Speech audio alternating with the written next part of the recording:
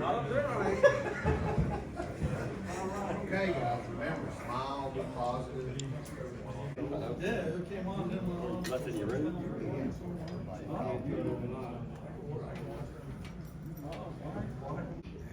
While we're waiting, I think Darrin's written a song for us that he wants to sing. It's a pretty brief song, but we're gonna let him do that, just kind of kick things off a little bit. Oh, it was Mark? Is that what you just said? Mark, yeah. Put that aside to something. I thought you said Mark Prudhomme. Oh, you said go ahead and start. I told you I can't hear.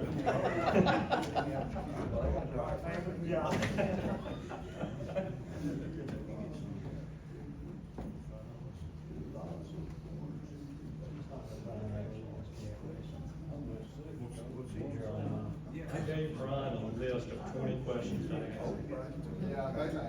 I kind of gave them a little You didn't ask them the questions.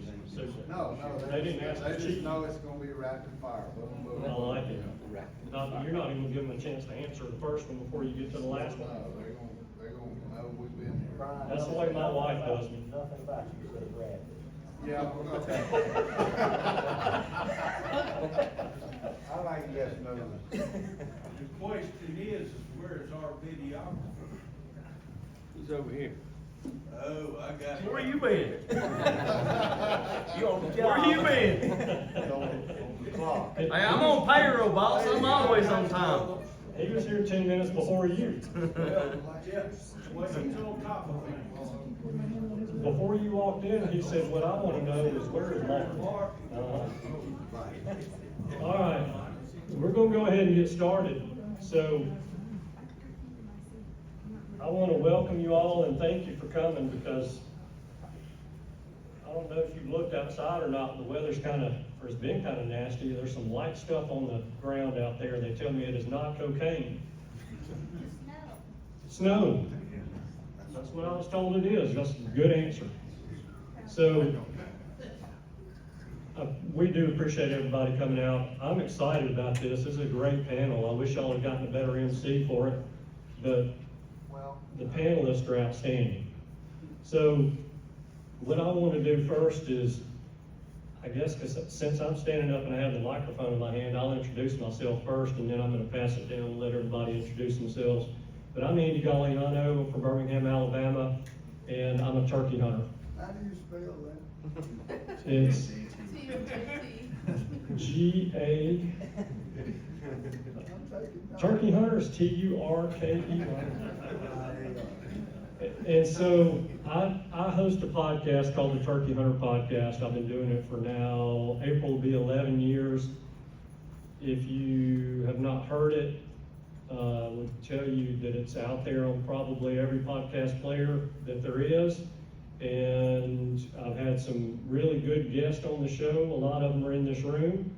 And it's been a lot of fun. I've learned a lot of stuff, and I've forgotten a lot of stuff, and some stuff I probably didn't even pick up on the first time I was told. But it's a way for me to feed my addiction all throughout the year, and I enjoy the heck out of it. But that's how I got up here to do this, was just through that podcast, and Josh tricked me into doing this. So that's my story.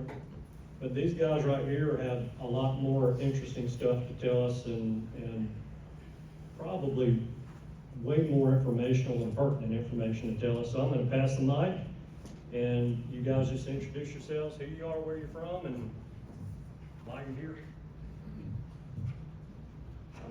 I'm Darrin Dawkins from Rock Hill, South Carolina. I build turkey calls, and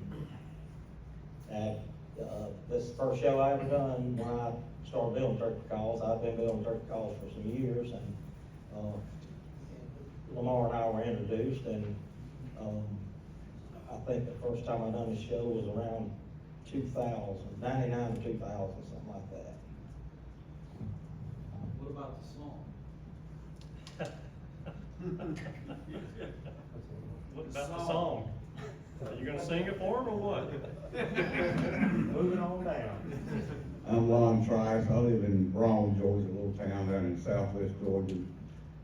like Darrin, I built turkey calls. I think the first time I came here was like '05 or '06, you know. I'm the littlest fish in this pond, so I'll do whatever I can to help you, but that's not it. I'm Larry Stevens, I'm from Bunnell, Florida. I've guided about 12 or 15 years turkeys in Florida, video, photograph. I've been fortunate to spend a lot of time around turkeys. So, I guess that's my thing, Bill calls too. And live kind of close to Lamar, we've hunted a time or so. But that's my claim to fame.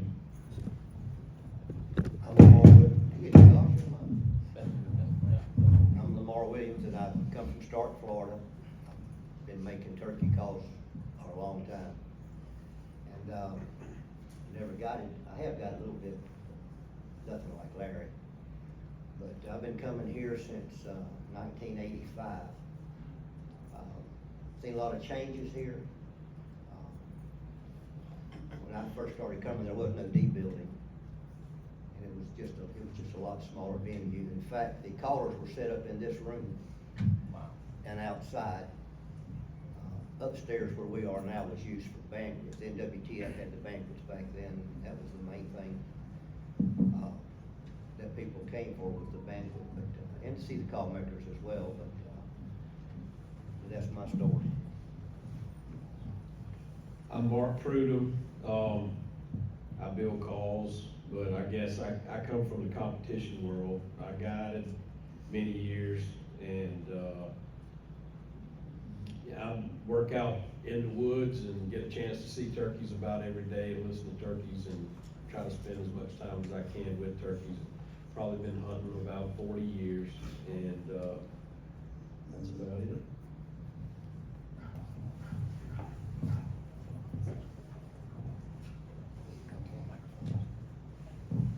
All right, I actually was gonna walk all the way down there, but thank you. That gives me an extra few steps for turkey season, and I need those. So the seminar, the topic is Talks and Tactics of the Eastern and Osceola. And so, just a quick question for you guys. Who in here has hunted and or killed an Osceola turkey? Fantastic. Who in here has hunted and or killed an Eastern turkey? That's kind of what I was expecting. Very good. All right, so you guys know what you're working with now.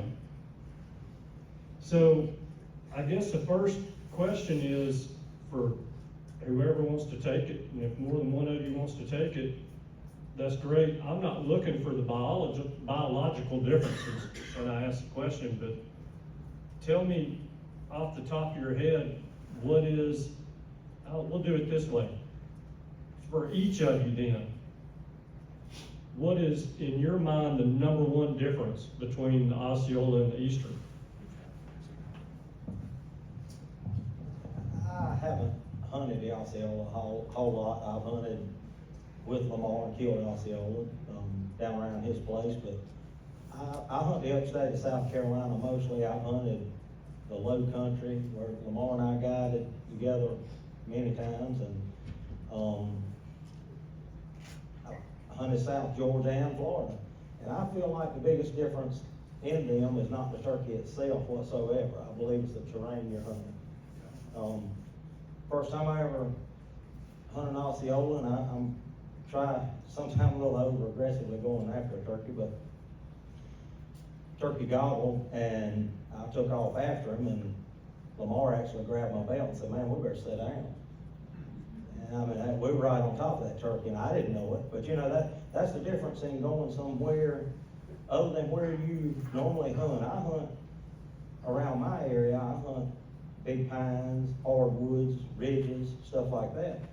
So, you know, turkey on the ridge, he gobbles a lot different. You hear him a lot different on hill and hollow than you do in thick brush. Now, I do feel like, and not saying those turkeys are easier to kill, but I can guarantee you they are easier to maneuver on. Because you're on flat ground, and as thick as it is, you can move around on those turkeys, where turkeys I hunt, you can't really do that, because if he's in the bottom, the only thing you can do is get on the ridge on the other side, move around, drop over and try to kill that turkey, or if he's on a ridge, he's basically watching you try to get to him to kill him the whole time. But that's the difference that I see. I don't think at all, in what limited experience I have, the calling, I mean, I think if you're calling a wild turkey, you're calling a wild turkey.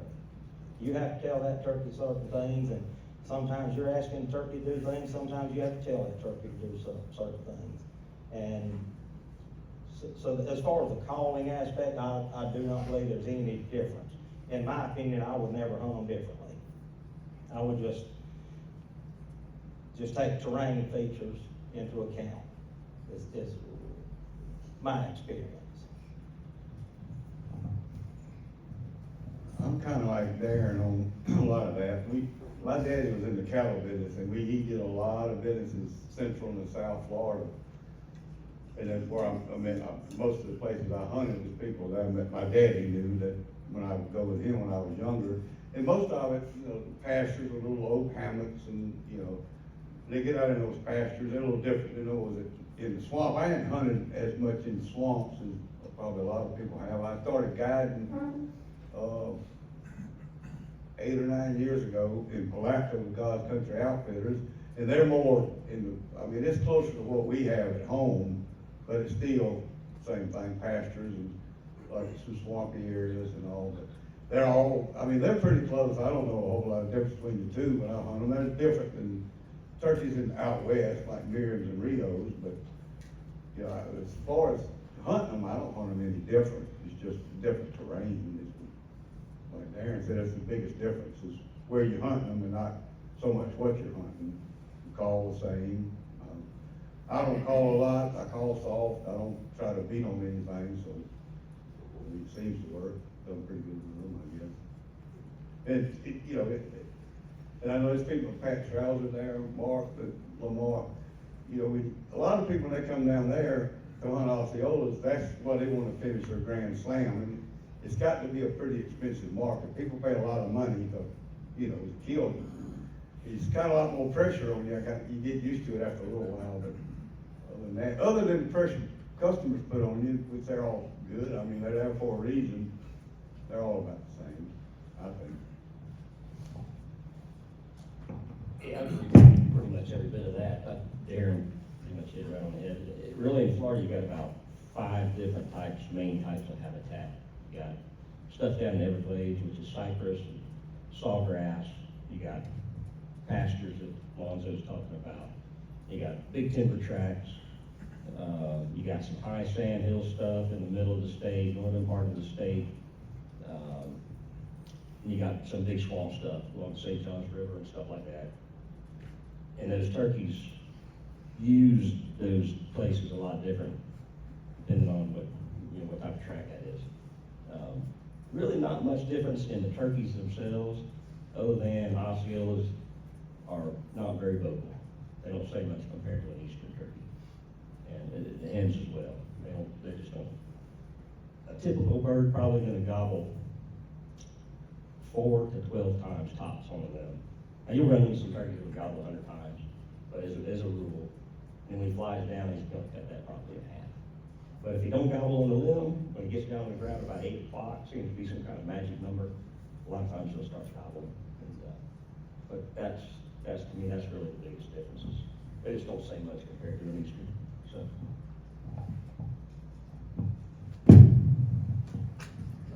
Well, I'm not doing right, but anyway, I live in North Florida, very close to where Lonzo guides. The terrain is entirely different than South Florida. It's, when Earl Mickle came down to review me for his first book, he said, he came down with Neil and he was coming through North Florida, and he said, I have never seen woods so thick.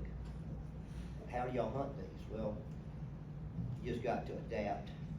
And it's like Darrin said, where I live, it's thick, and you can move on turkeys. It's like the hunt he was on, he recited. That's better. I got you. Okay, I hunt mostly management area, in that area. One thing about Florida, I don't know about a lot of the states, but the best management areas in Florida are on quota. And particularly when you get in South Florida, those management areas down there are extremely hard to draw. You've got, a resident has to have 4 to 5 points. That's 4 or 5 years to draw one of those management areas. The terrain down there, I've hunted down there a number of times, it's entirely different than where I've hunted. I've just hunted management area down there, but it's wet. A lot of it's wet. Down in South Florida years and years ago, they were, to create pasture, they would dig canals around certain areas, and they would drain those pastures into those canals, and they created pastures for cattle. And a lot of that down there now, that's what it's like on private property. You don't encounter very few pastures on WMAs down there. It's wet. Tell you a little story. Hunted down there several times. I was with my son and grandson down there, and we were hunting one of the management areas, and my son had a turkey gobbling early, and the turkey, there was 3 of them actually, they flew down. They were inside of a small hammock. I was outside of that small hammock, and I was on a stool, but I was sitting in water. And I watched those turkeys come through about 6 inches of water to come to them. And that's totally unheard of where I live in North Florida. But those turkeys have adapted to that type of environment. And in South Florida, the water is nothing to a turkey. That's where they live. But I find very little difference. In fact, I don't find any difference in calling. So I've hunted Easterns, haven't hunted any other subspecies. I did hunt Rios. But find very little difference in calling. It's as far as the roosting of turkeys go, I'm like Larry as far as the gobbling goes. They don't, for the most part, they don't gobble a lot on the limbs. Sometimes they do, but as a rule, they don't. So it's just a different, to me, it's a different type of hunting. I've hunted down where Mark lives in South Carolina in the low country, and a lot of that's swamp, water. And the turkeys down there, they manage to live in it. I've had, I agree with Darrin that a lot of the difference is habitat, but I kind of had the opposite, because when I went and hunted Osceolas, the times I hunted them was in cattle country and it's wide open. And where I hunt is more like where the Osceolas normally live, in swamps and thickets. So I'm used to hunting swamps, thickets. It's really thick where I'm at.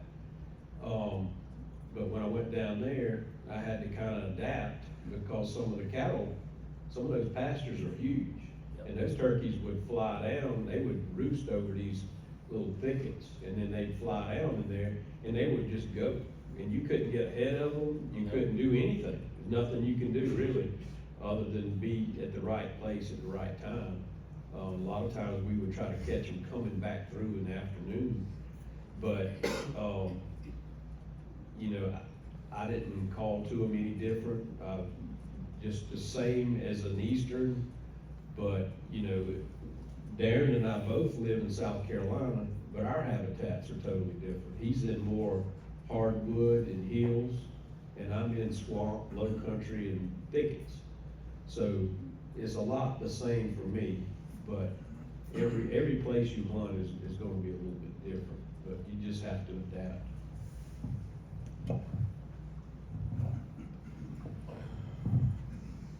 When y'all are passing that mic, feel free to elaborate on anything or call somebody out.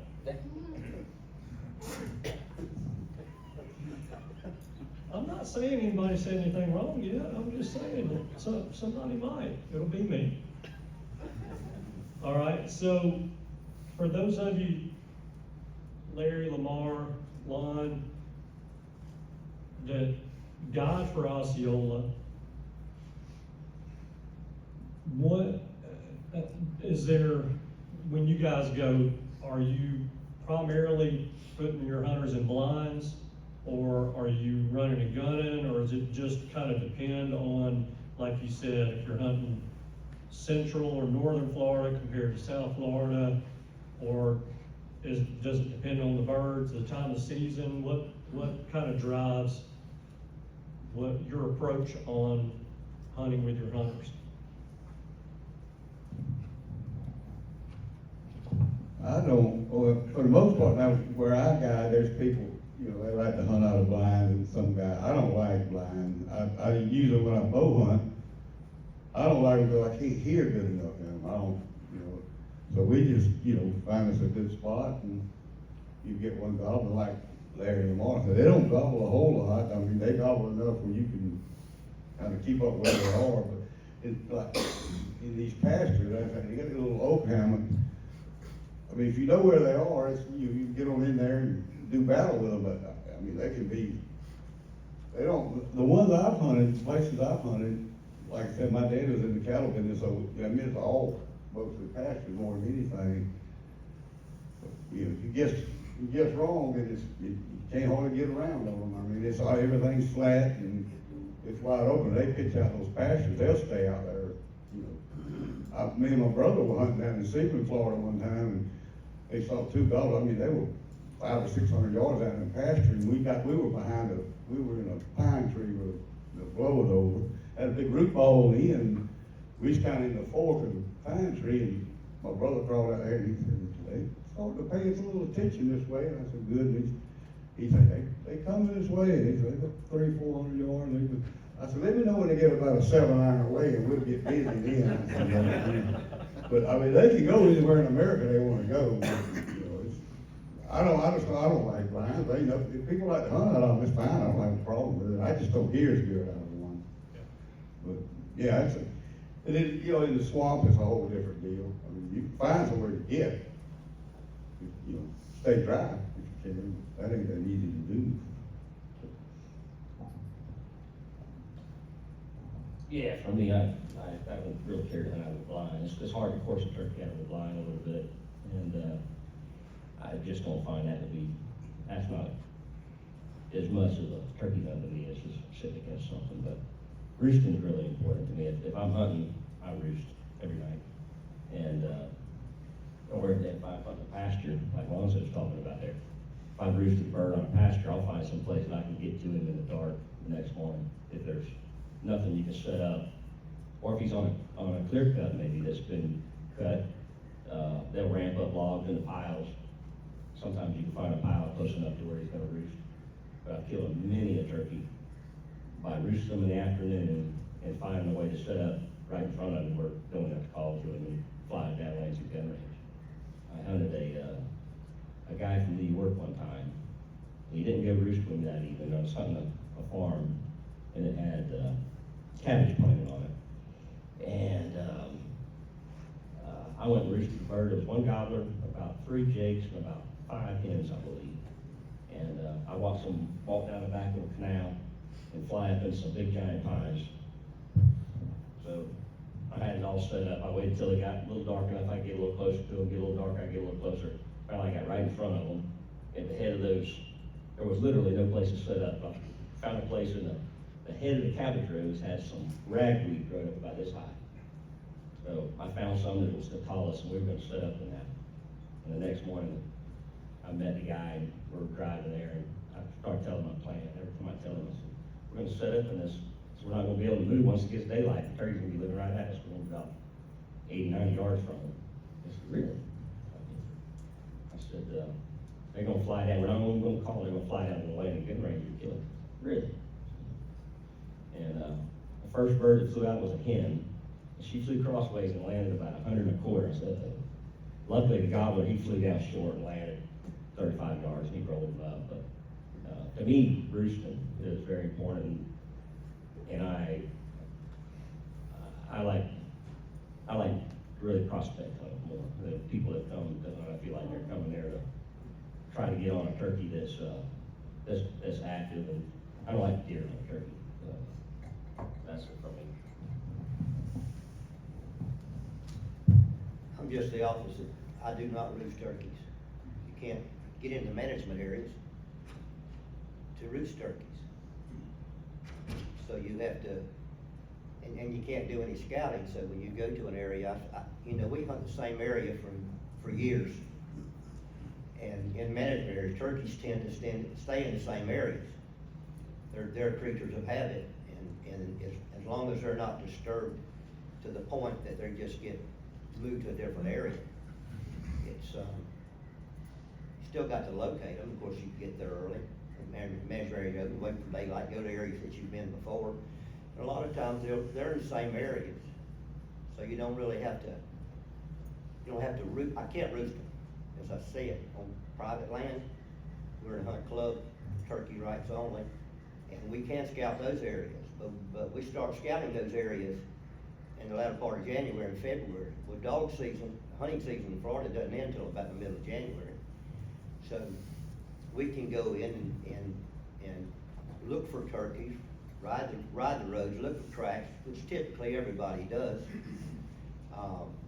and just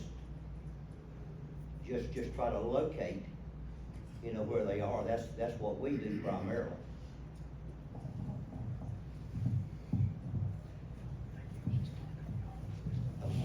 What's that? He's just off. Well, one thing I want, if people are planning to go to Florida, I had a friend that rented, I met him, he rented a place not far from us to deer hunt, then he rented one of our farms to deer hunt. He lived in Osceola, but he had some land in Arcadia, which is below Highway 70, which is the dividing line. That's the first season in the United States.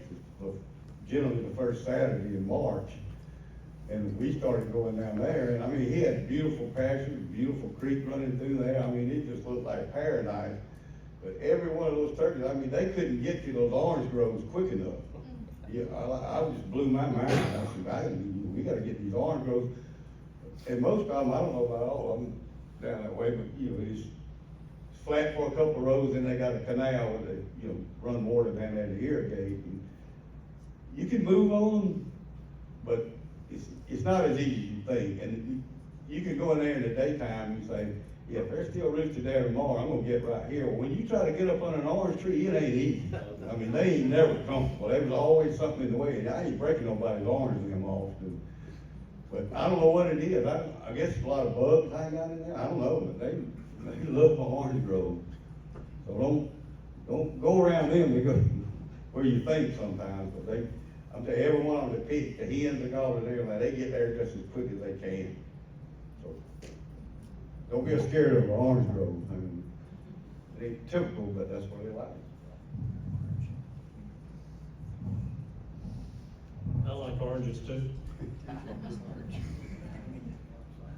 So let's transition a little bit to some Eastern talk. And I guess since almost everybody in the room raised their hand when I asked the question of who hunts and or has killed an Eastern, I probably am not going to come up with any earth-shattering questions on Easterns that people in the room haven't thought about already or haven't asked somebody already or don't know the answers to already. But what, for those of you who have traveled around a good bit and hunted Easterns, what do you find to be the biggest difference in traveling? And I probably should just go ahead and take the geography answer out of the equation and tell you can't use geography as an answer. But what would you say is the biggest difference in the Easterns in traveling from one end of their range to the other, wherever you may have hunted them? So just looking for your opinion on that. Am I rambling? Was my question clear enough? On my end of it, the traveling that I have done has all been the private property.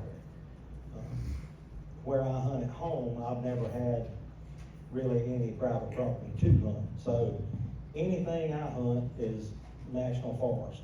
And I was doing this before a lot of people want to kill public land turkeys. Has nothing to do with that. If I'm gonna, in the area I hunt at home, if I'm gonna have to compete with hunters, I'm gonna do it for free. I'm not gonna spend $2,500 on a club to do it. So, the difference that I see in traveling and where I hunt is just one thing, is pressure, is hunting pressure. A turkey, I cannot believe that a turkey will be different anywhere that you hunted him, under any circumstance, other than he is pressured or not. And that's what I look at, is trying to find, and Lonzo can attest to it. I start the 1st of February, and I scout, and I go just about like I'm hunting just about every day of the season till the season, and I hunt every day of the season in my area. So I try to find as large a number of turkeys that I can find, and when I know that turkey's been there gobbling, and 2 weeks before the season he quits gobbling, I know that people's been there fooling with him and calling him to death before the season. But I still have that confidence in my ability to know that that turkey's in there, he's not dead. You just gotta find a way to kill him. And on private land, the private land I've hunted has been fantastic private land. So that's the only difference that I have seen in mine. I'll say this for Darrin, Morgan is the same thing. He hunts game, man. I've been up there with him, and when you kill something up there, you can pat yourself on the back. You know, you always heard you go to a gate, there's a vehicle there, you go on to the next one. Now you go down there, there's 9 at one gate. I don't know how, it's the craziest thing, and they get beat on constantly. I mean, it's crazy. But I got, like Missouri, I love to go to Missouri. I got a friend of mine, we make turkey calls together. And I've been going out there for 15 or 16 years. Beautiful hardwood, it's healing and all that. But they gobble way sooner there than they do where I mean, it's gonna be breaking a little day before I hear one in Georgia, but they're gobbling in the pitch black dark like a Rio or a Miriam, right? It's crazy. I don't know what the deal is. And they all got, where he is, and you know, it's all different in the states. I've killed, I think, 5, 6 double-bearded Easterns, and I killed them all on just about one farm. But those turkeys up there, I mean, they got beards like a 12-year-old girl's ponytail. They don't always the best spurs in the world, but they got beards. It's crazy. I don't know what it is. Ours are kind of string. I have a friend of mine, he got the state record in Georgia. He always says, how about catching one of them and bring him back? You know, 'cause they're crazy. But mostly it's just, I don't know, you said not to use terrain. I mean, it's always a little different, but just the times that they gobble, when they start gobbling, and basically they all act the same. The Easterns are Eastern, best I can tell. I know there's probably people out here kill way more of them than I have, but I don't see a whole lot of difference other than just the little stuff. All to them the same, whatever, all. And they got hills, and I'm a flatlander. I call them mountains, they call them hills. It's, I don't know, relative, I guess, to what you used to. No, I really got a good answer for that. I don't hunt Eastern a lot, some Illinois and Georgia. To me, they're just a lot more vocal. I probably find them a little easier than Osceola, but other than that, I don't have really a good answer to that. I'll let you have that one. As far as traveling, the only difference I see for me, is I'm used to, I know my birds. I hunt a lot of private land. I grew up hunting public land. I learned how to hunt on public land. But then I transitioned to private land and mostly only hunt private. But I guess the only difference that I see as far as I'm concerned is I know my birds, and where I go, I don't. So I gotta rely on somebody, or I gotta really know what's up. I gotta get some heads up on where the birds are roosting, where they're going, what they're doing. But once I figure that out, and I don't, he said not to use terrain, but you gotta know the terrain when you travel and go somewhere different. And, but the thing is there, call to them, everything's gonna be the same, except for the fact that you just don't, maybe you don't know those birds as well as what, you know, some of the places I hunt, there's gonna be turkeys in the same places every year. That's right. They're always gonna be in certain places that they like, except for where I'm at, sometimes they come in there and cut all the timber, and that changes things. But, other than that, it's not really a difference. Lamar, hang on that mic. All right, I'll ask the question real loud so y'all in the back can hear. In looking at South Florida on a map, on a satellite map, it all pretty much looks the same. So if I'm in Birmingham, Alabama, and I've got my phone and I've got Onyx, and I'm looking at the WMA that I've been drawn for in South Florida, what in the world am I looking for to try to find a spot that has a turkey on it? Is there a difference? Something I can find on that map that'll help me? Well, naturally, I would be looking for hardwoods, I'd be looking for low areas, you know, for roosting areas. One thing I did when I haven't hunted South Florida in several years now, but I would stop by the forestry service, if there was a forestry service in that particular area. I would ask those forestry people, had they done any burns recently? And they would say yay or nay, and they would even tell me where they were. Yep. So I would go to those areas because everybody knows turkeys love a burn. PA, they like to burn right after they made it and laid their egg.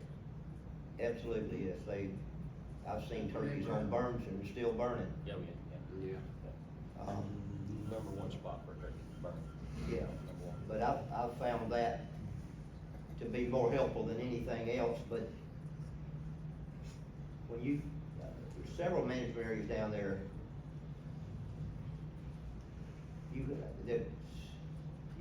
you park on the roads and you got to walk to find the birds. It's entirely different than hunting the private land down there. One time I hunted private land down there, that was years and years ago.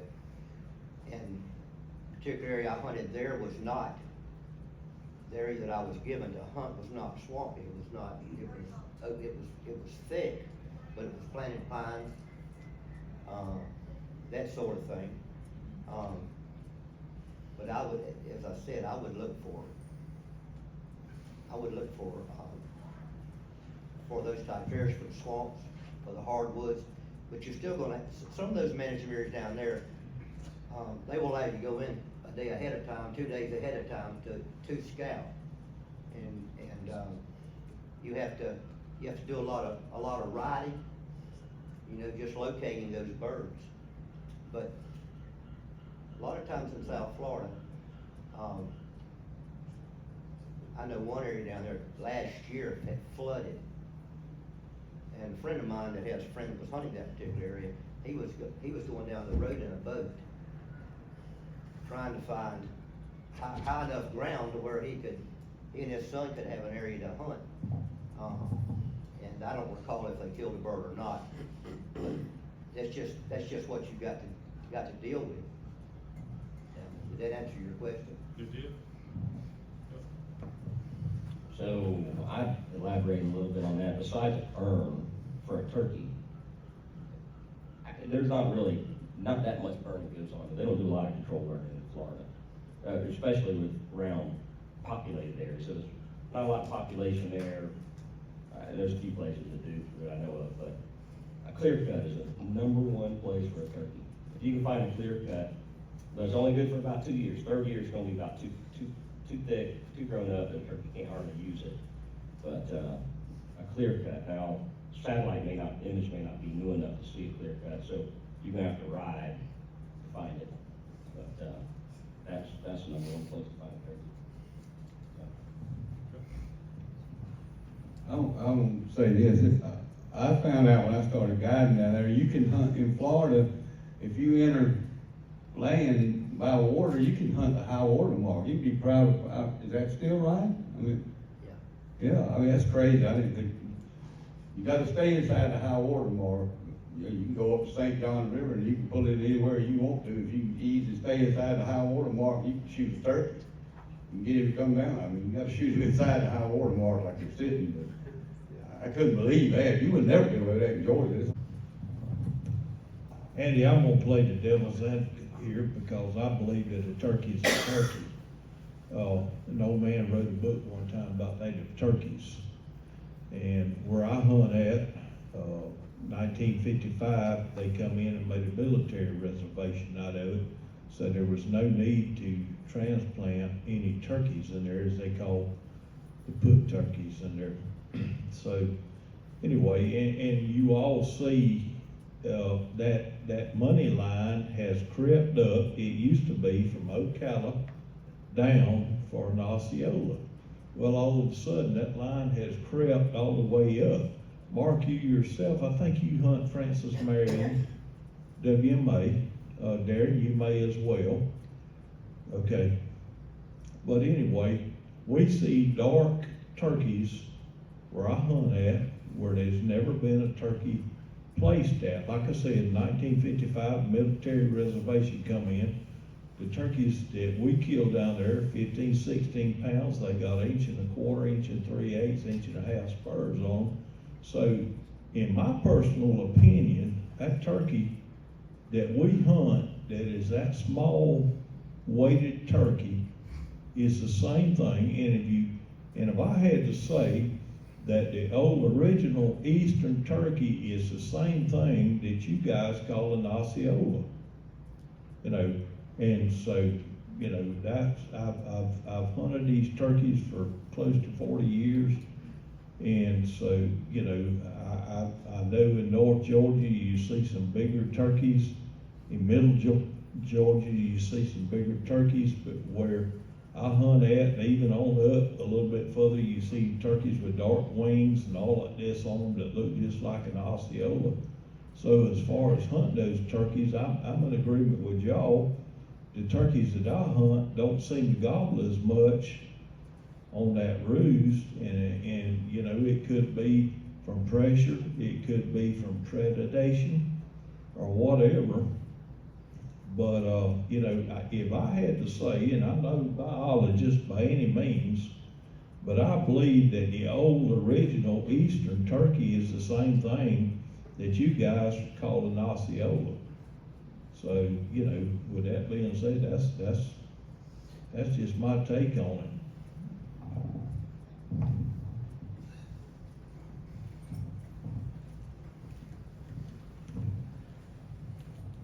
I agree with a lot of what Mark said. I don't know for a fact that they're the old original ones are the Osceolas, but I can tell you for a fact that I've hunted Osceolas and had them in my hand, and where I hunt, I lease land that is just across the river from the Francis Marion Forest. And some of those low country areas, the isolated areas that have, as Henry Davis says, was the purest strain of the wild turkey. I'm not sure about all that. I know everybody's got their opinions, but our turkeys in those areas, now in the agricultural areas, 2 or 3 counties over, they kill 21-pound turkeys that look like most everybody else's Easters throughout the range. But in those low country swamps, I have killed many mature birds that are 14 pounds, 13 pounds. They're sleek, black, all over, wings black. I can't see a whole lot of difference, to be honest with you. I'm not saying that if you did a blood test, it would come up Eastern or Osceola, but I can tell you that I do see a lot of trends as the same as he's saying. But you know, that's just my observation.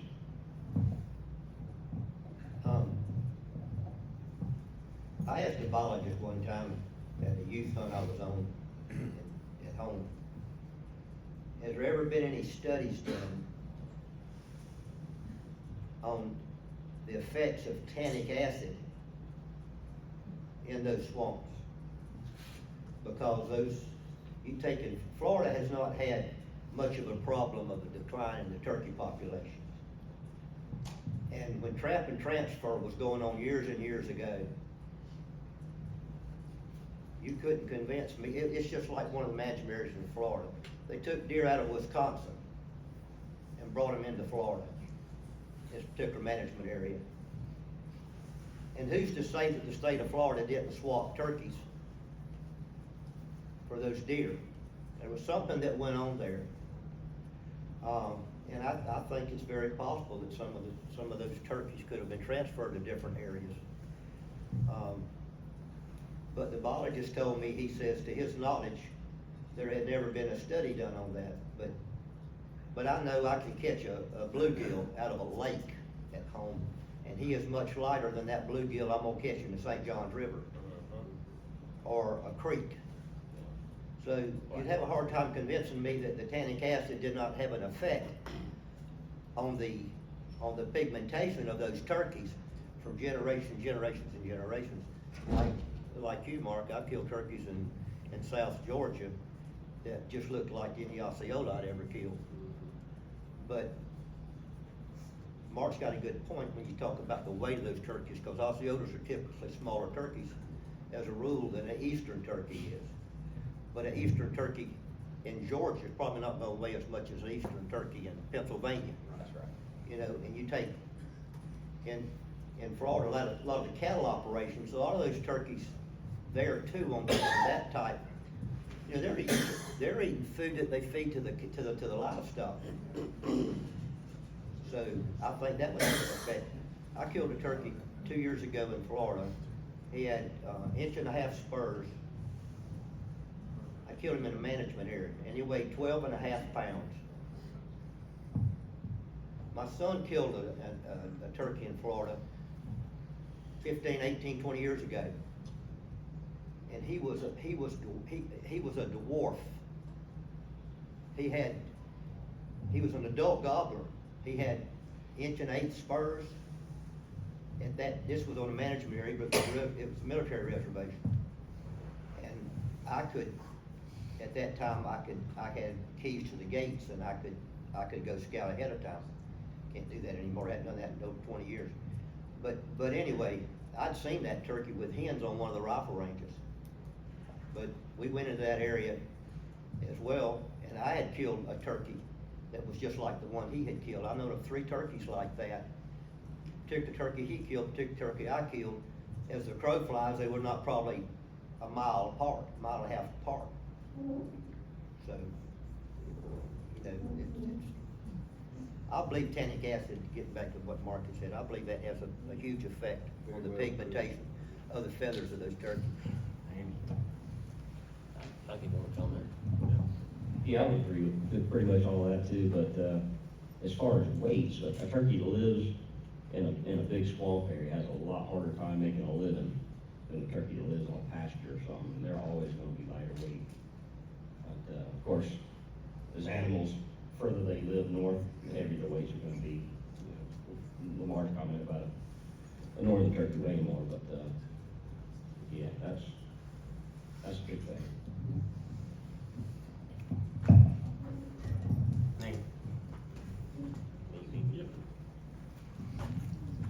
Can you guys take us through like your most memorable hunt, say from Darrin, hunting with Lewis Stowe, Lamar, Neil Cost? I think you hunted with Zach Farmer, right, Mark? Can you, each one of you on the panel, take us through your favorite, most memorable hunt?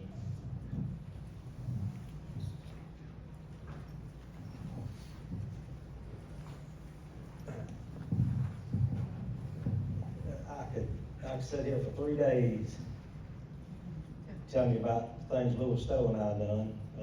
I got time.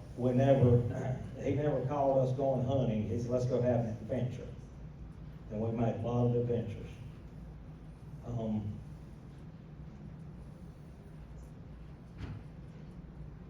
Let me talk about Lamar.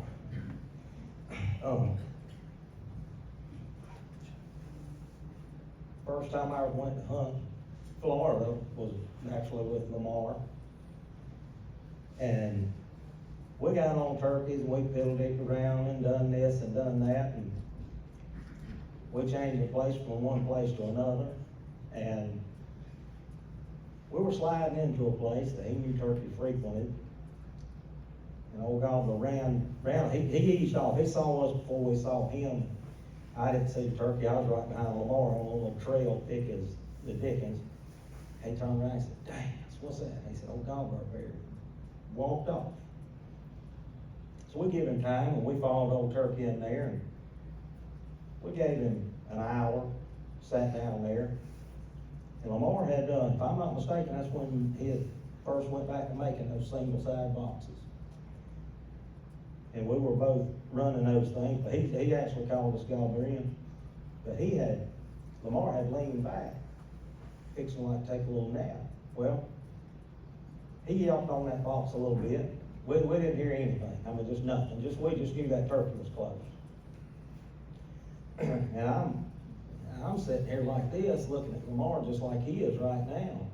He's looking that way, and I'm looking this way, and I see old gobbler coming up through there. He's leaning back with his eyes closed. And man, I started easing that gun up. And I said, "Dang," I said, "if I shoot that thing, it's gonna blow his eardrum back." And Lamar kind of poked his eye over there and seen me. I already had my gun up, and he didn't know what to do. And I'm thinking, well, if that sucker moves to the right, I know I ain't gonna hit Lamar. So I shot, and I know it blew his eardrum out. But that turkey wasn't leaving there alive, I can guarantee you that. And I mean, we hugged and everything else over that thing, but that was one of the times. And Lamar and I have been on a lot of good hunts together. We were guiding together in South Carolina, and a young man came in, and at 18 years of age, and this was a very wealthy family. At 18 years of age, a young boy would want a new car or something like that. And this boy didn't. He wanted to kill a turkey. He had killed record book deer and stuff like that. And he had had a bad hunt that morning with another guide. And Lamar asked his father, said, "Let's go to lunch." And me and Lamar and the young man, his dad, went and ate in town. And the town is a concrete block building out in the middle of nowhere, and we went and ate there. And Lamar asked him, said, "Do you mind?" Darrin and I took him this afternoon, and we went that afternoon, didn't do any good. But on the way back, we rode around a little bit and saw an old turkey walk across the road. And we got in there the next morning, and turkey flew down and got with a hen. His walking up and down the road struck for this hen. And we called turkey over there, and boy killed him. And I'll never forget, Lamar said, "Get him, get him, get him." And that boy ran out there, and the turkey's just flopping around. He hadn't made a good shot. Well, we didn't know it, but the boy had shot him with a dove load. He didn't know any better. So he's sitting there, and he's jumping around, and Lamar said, "Step on his head, step on his head." And the boy would step on his head and pull his foot off. And Lamar didn't want to cuss, but finally he said, "Damn it, stand on his head."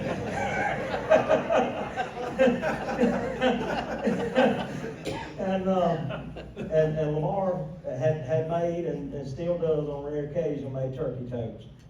And Lamar gave it the young man, he gifted him a turkey toast to tote his first gobbler out with.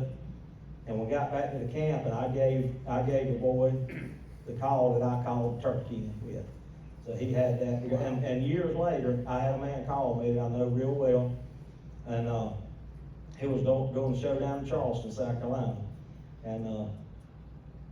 And this young man went up and talked to this man about a guided turkey hunt. He said, Lee asked him, said, "Have you killed many turkeys?" He said, "Well, I killed some turkeys." He said, "But Darrin Dawkins and Lamar Williams," they said, "took me on my first turkey." He had no idea Lee knew us.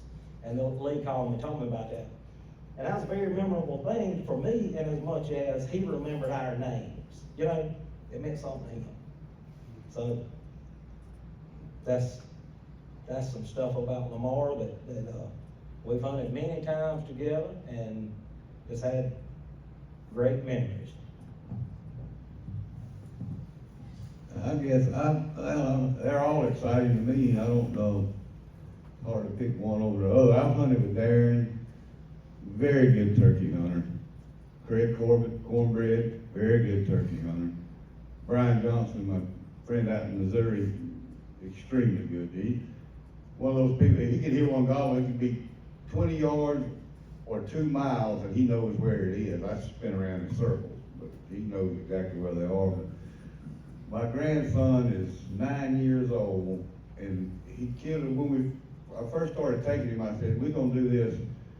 I want you shooting off your knee, and don't get me wrong, I'm not complaining about any way anybody does anything, but I said, we're not gonna hunt out of a blind, we're not gonna use a decoy, and you're gonna shoot off your knee, and we ain't gonna kill no jay.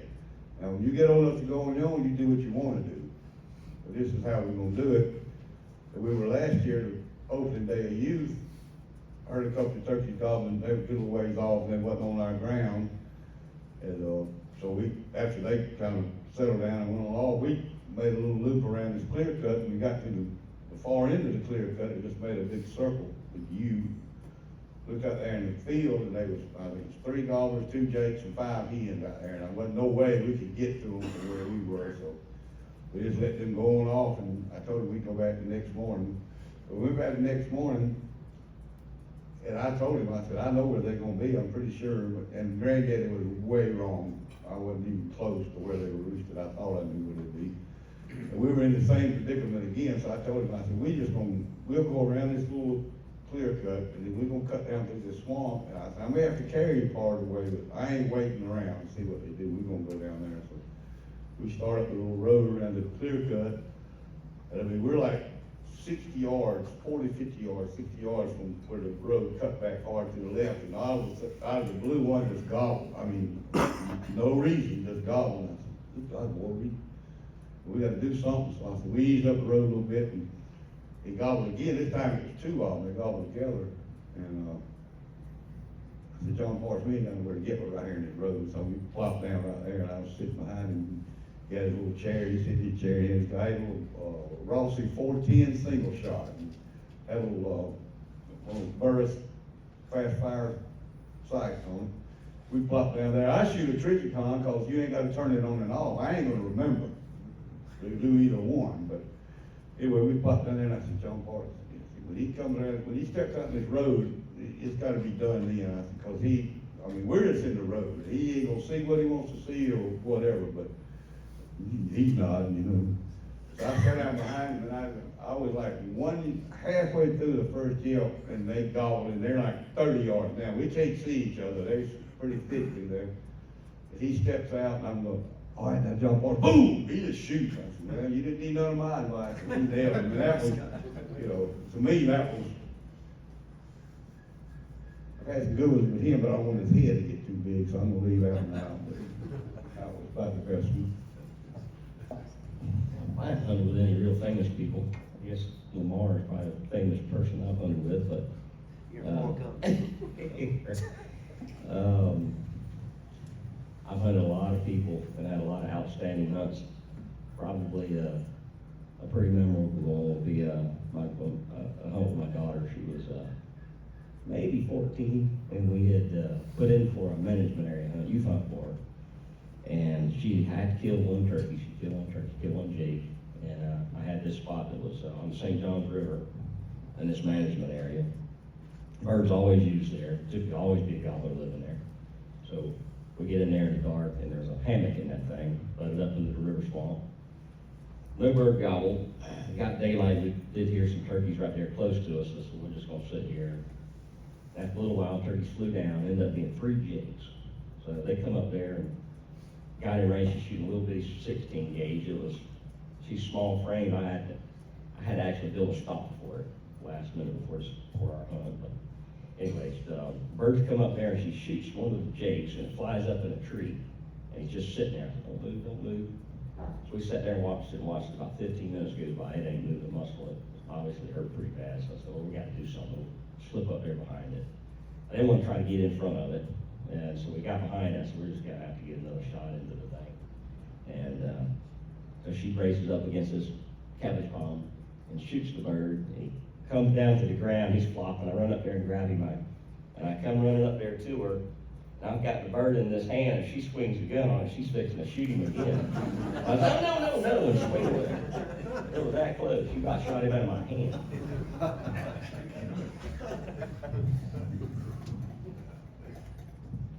I've had a lot of memorable hunts,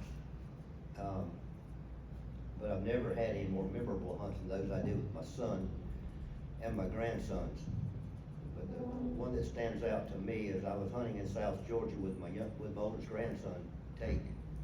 He was 10, and it was the first time that we had been to this particular area. We'd been invited to come there to hunt on private land, and didn't really know where to go, but they on the property said, well, just try this area down here. We've seen turkeys down in there. I said, okay. So we went down to this particular area and set up behind, actually it was to the west of a field, a food plot. He had about a 10-acre food plot in there. And we were just west of it. We could see the field from where we at. The turkeys, we got in there before daylight. Turkeys gobbled. They flew down. And I pre-called to them a little bit, but when they flew down, I called one of those turkeys in, and Tate shot him at about 20 yards. And just watching his reaction to that, it wasn't the first turkey he killed. He killed his first turkey when he was 6, hunting with his dad. His dad had to put him between his legs, and he had to have a rest. He couldn't hold the gun up. And but anyway, right after he shot that turkey, there was a turkey gobbling back behind me about 300 or 400 yards. So I told him, I said, Tate, stay here, stay with the turkey, I'll come back and get you. So I left there, and I went down a road, and turkey was gobbling off to my right. He was back in the woods a couple hundred yards. And I called turkey out to that road and killed him. So, and then I went back and got Tate. And Tate says, Granddad, you killed one? I said, I did. He says, Granddad, 2 more came up here after you left. I said, well, I had to play the hand I was dealt, Tate. 1 in the hand worth 2 in the bush, right? Hey, Lamar, can you tell them, do you mind telling them about the hunt with Neil Cost on when it's like his stomach? You went after that bird. Can you tell that about that story of hunt with Neil? Oh, gracious. Some stories shall be told. We were hunting in Ocala, in the area down around Ocala. It was owned by Container Corporation back then. Container Corporation had bought this property from the Elgin Watch family, and the back side of that was on the Ocklawaha River, ran behind that property. And there was 4 of us out in the road waiting for turkeys to gobble, and I heard a bulldozer cranked up. When that bulldozer cranked up, I heard turkey gobble. I said, and the turkey was back off to my right. I said, did y'all hear that? And they said, what? I said, y'all didn't hear that turkey gobble? They said, no, we didn't hear it gobble. Well, that bulldozer revved his engine. When he revved his engine, that turkey gobbled again. I said, y'all hear that turkey gobble? They said, no. I said, come on, Neil, let's go. So we went down the road for, I don't know, a couple of 100 yards and cut down a woods road and went in there. We was about halfway down that woods road, and Neil says, I'm having an attack. I got to go to the bathroom. I said, what? He said, I got to go to the bathroom. I said, oh my gosh. I said, I'm going on down there. I didn't ask him if I could go. I went, and I went down there a couple 100 yards, cut down another little woods road, called the gobbler in and killed him. And I was walking back up the road, and he was there where I'd left him. And he said, you killed my turkey, damn it. I said, I didn't kill your turkey. You had to stop and do your business. He said, well, I couldn't help that. You killed my turkey. I said, no, come on, go with me. We're going back. We didn't hear another turkey that time, but that did cost him a turkey. Well, I've learned one thing here tonight. I think I'm the only person in this room that hadn't hunted with Lamar, apparently.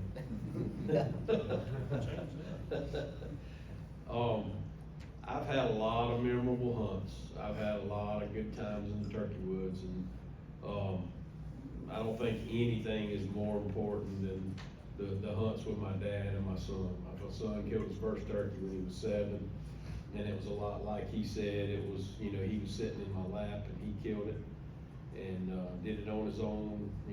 It was pretty good. There's nothing better than that. But, you know, I've had opportunity to go a lot of places, film a lot of television shows, do a lot of stuff, been with a lot of famous people, so to speak, a lot of interesting people. But you asked me about Mr. Zach. Well, I mean, Mr. Lamar and Darrin probably knew Mr. Zach as well or better than I did.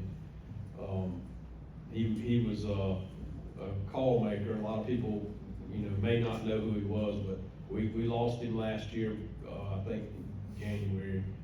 But he was a very unique individual, and he made some of the most sought after trumpet calls that there are, I think, still to this day.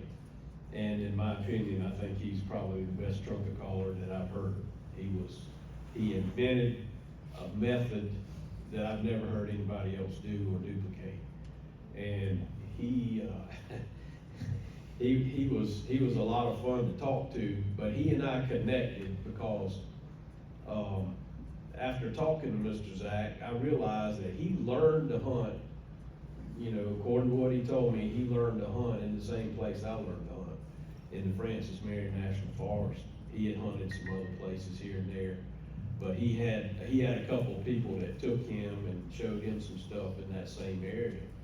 And I know it was funny because his memory was unbelievable. And I would say, did you ever hunt around, you know, Wamball Creek? And he said, oh yeah, you mean old, you know, old so-and-so road? And I said, yeah. And he said, oh yeah, I killed an ice gobbler in there. And I said, so did I.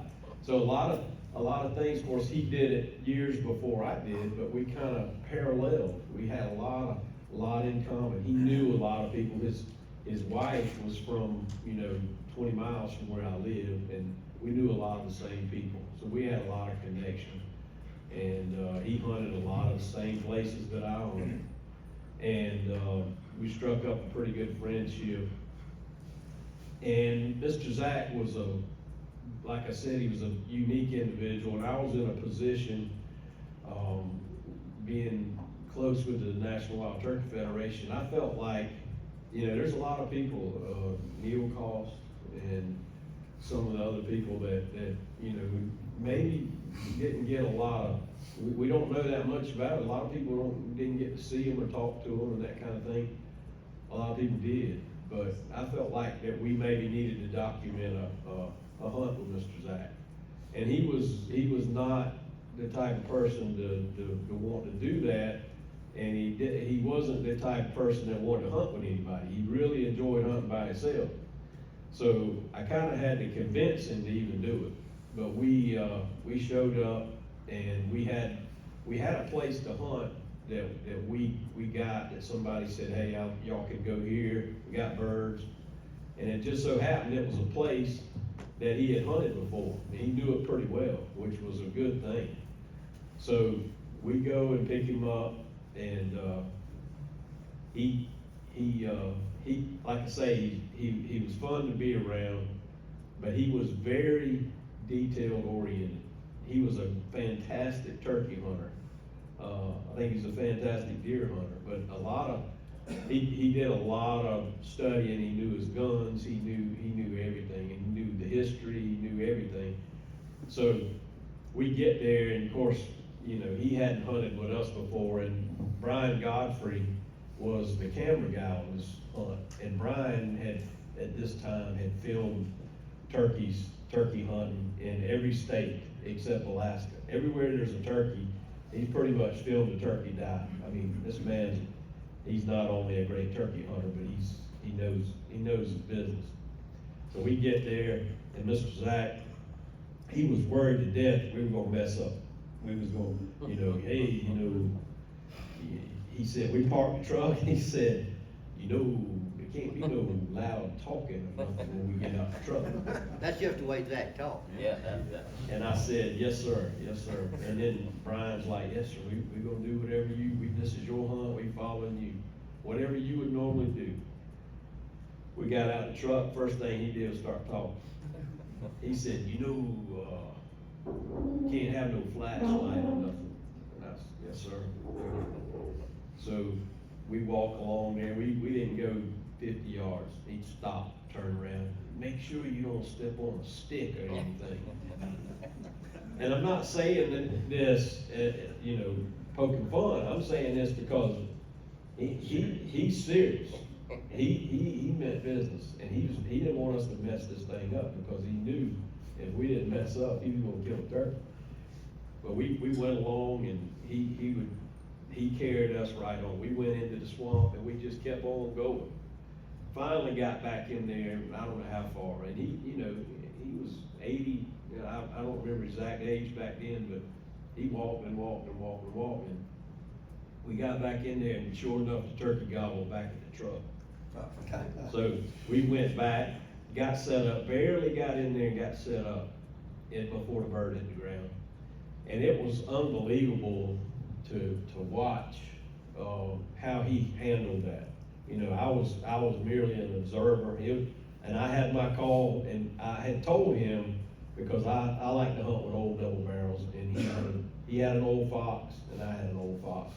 And that was one of the stipulations, because I think he had already switched to a 20 gauge over and under at that time. And I said, if you go, we got to both shoot the old foxes. That's what we're gonna carry. He said, okay, because he hunted with one forever, and he finally switched over to the 20 gauge. So we got in there and got sat down, and it was unbelievable. When he started calling, that turkey immediately answered and came straight to it. And I mean, it was something to see and something to be a part of. Because I know, and I've heard, now I'm not sure, but I was told, I know one other person that ever hunted with him, and that was Chris McDonald, who's a big call collector, and maybe one other person. And you think about this man that spent his whole life turkey hunting, and he didn't hunt with anybody. So to be able to be on that hunt and be a part of that hunt was special. And the thing is, we got to film it. And I encourage all of you to go to YouTube, go type in NWTF The Reverend, and watch that hunt. It is a very special hunt, and even more so now, I think. But it was an awesome hunt, a unique individual that was a true turkey man, and we got a chance to show all y'all what it was like to go with him. So that was pretty special for me. I was that close. I had a hunt plan with him, actually. About 3 weeks later, he found out he was ill. That close. I was in hunt camp with him many times and asked to go hunting with him. And he would not allow it. He wanted to hunt by himself. All right, so I've been told that Lon's bedtime is 8:35. 8:30. 8:30, and that Lamar has an after party to be at 8:35.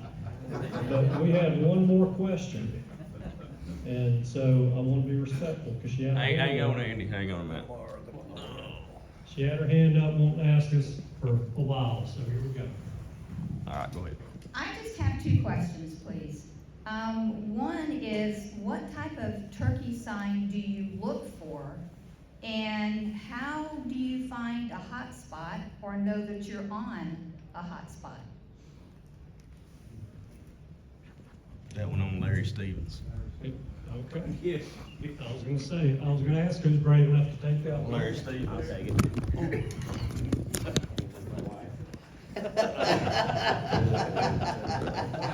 Larry, more or less, you know what makes it. Larry set that question up. Yeah, sure I did. Yeah, I'm not opposed Thank to you, it. Tammy. Yeah. Oh,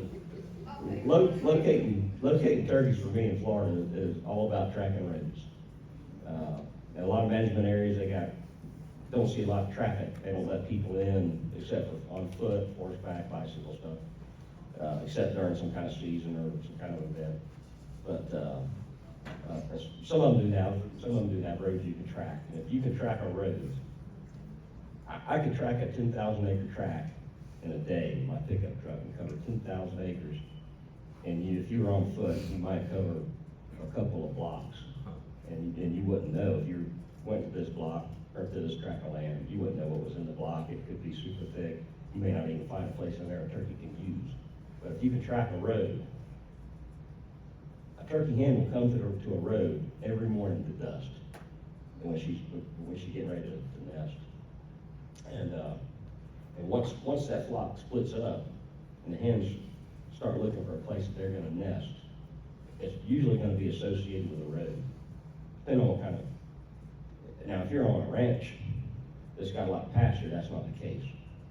And the hens, if it's a swamp like the St. John's River swamp, the hens are gonna transition out of the swamp as they get real close to nesting. And a clear cut is the number one place for a turkey to live, number one place for a hen to nest. And a clear cut is gonna butt to a road. And typically it's gonna butt to some kind of hardwood, strand, swamp, or head. So when they set up a road system on a tract of land, they're gonna try to make the roads run halfway from this strand to this strand. So when they cut timber, the log pool is the shortest distance to get out to the road. And a log deck, where they're gonna ramp the logs up at to load them, is an outstanding place for a hen to nest. So a gobbler knows he can walk the road, and he can go from hen to hen to hen to try to find a hen that's receptive. So that's the number one way to locate them in Florida. Now up north, you may not have places that you can see a lot of tracks and strut sign, but in Florida we got a lot of sandy stuff, and turkeys love to strut on the road. You track a road, find a strut sign. If he steps on the road, I can pretty much find where he's gonna roost. I have a lot of timber tracks, and you can backtrack him down the road, find where he come onto the road.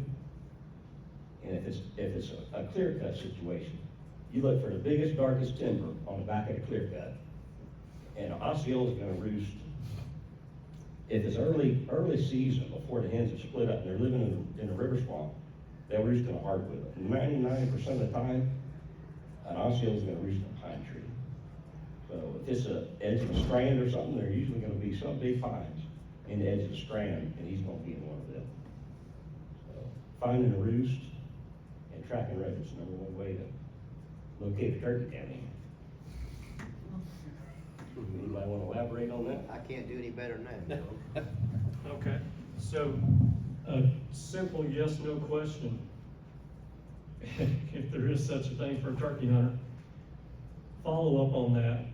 If you see a gobbler track in the sandy road in Florida, how old is that track? Is it a good chance that track's not that old because of the wind and the sand covering that up?